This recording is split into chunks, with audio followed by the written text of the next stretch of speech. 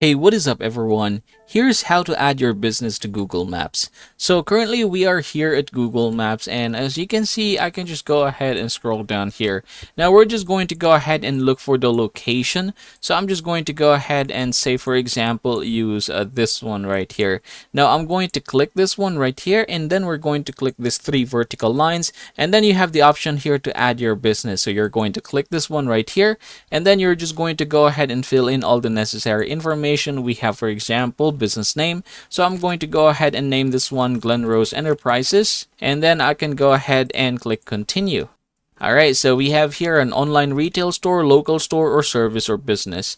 Now I'm going to choose local store, click next. And then for the business category, I'm going to call this hardware store, click next. And then you're going to enter your business address. So this is going to be Kauswagen. Alright, say for example, those are the information needed. I'm going to click next. Alright, so I'm going to click this one right here, click next.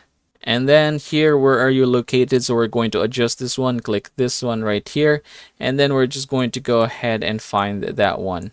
Alright, there you go. So I've already pinned it to the location. I'm going to click done and then click next.